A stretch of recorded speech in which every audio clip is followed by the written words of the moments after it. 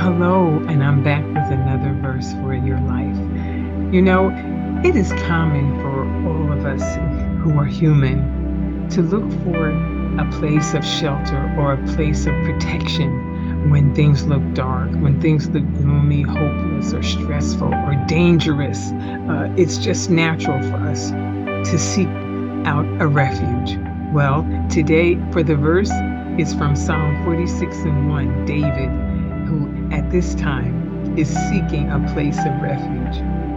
And the verse is the very first verse of the 46th Psalm. And it says, God is our refuge and strength, a very present help in trouble. Wow, what good witness this comes to. And this is not when David is in the palace. This is when David is on the run. This is when David is fearful for his life. Saul has determined that he is going to keep David from the throne, and the only way he can do that is to kill him. He has the resources, he has the means, but the one thing he doesn't have God's approval to do it.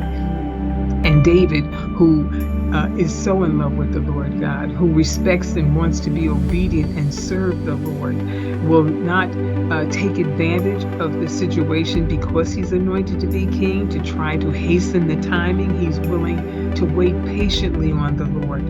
Even though Saul has accused him and announced before all of Israel that David is an outlaw, David wants to harm him, or and falsifying things and saying David, wants to kill him.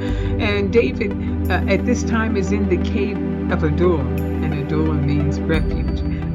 But when David says God is our refuge, he's not referring to the cave as his shelter or his protection, but it's almost like an analogy to the same way that the cave is. He's saying God is our refuge, our strength, a very present help in trouble. Oh, I'm so glad he didn't say my refuge, because we would think that David was so special to God, being a man after God's own heart, that it was only David. But David is encouraging us all to know that God is our refuge. Those that love the Lord God, those that follow him, those who want to be obedient to him, those that call themselves the children of the Most High God. He said he is our refuge. He's our place of protection. He's our security.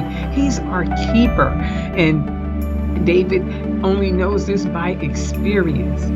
And at the time that he is in the cave of Adullam and Saul and his soldiers are nearby, David goes out late at night, early in the morning, to go to Saul, to prove that he is loyal to him, that he wishes him no ill will, that he is not trying to harm him, as Saul has told everyone. And he cuts off a piece of Saul's garment and brings it back to the cave. And when morning comes, David announces to Saul and calls his name loudly, and they hear him. And he responds to King Saul and says that he is his servant, that he recognizes that Saul is God's anointed, and he would never raise his hand to harm him. And the proof is that he got close enough that if he wanted to, he had the opportunity, he could have taken Saul's life. And it shamed the king before his soldiers and before the people that all that he had said about David was not true. And so he had to go away shamefully and return back. But that didn't stop him. David was still going to be on the run for a while, and all the things that Saul would do because of his anger and bitterness, and really because his heart was no longer following after the Lord God. He was caught up in his own flesh, caught up in his own power that he wanted to hold on to and to keep. And being so far away from God, he should have known, but unfortunately he didn't, that he could not stop the plan of God. Samuel had anointed David and sent him to anoint him to be the next king, and there was nothing that he could do about it. But Saul had gone mad. He lost his mind, really, because he thought that he could stop David from being who God said that he would be. Poor David. David couldn't even, at this time, he's on the run and wouldn't be able to go for a while. He couldn't go to the house of God. He couldn't go to his own house. He couldn't go to his parents or his family for encouragement. He couldn't go to the palace. He couldn't even go to the ungodly for help, because at this time he's just feeling lonely. But God sends him some men who will be with him, who will be obedient to him and do whatever he says to do. Men who are discouraged, men who are in a dark place, men who have said enough is enough, men who are feeling hopeless and want new leadership. They knew that David would be king, but they would not be able to hasten David's hand against the king in order to make him king, because David would not do that. And out of that, they respected David, and David groomed these men, and they became soldiers or mighty men of valor under David's leadership.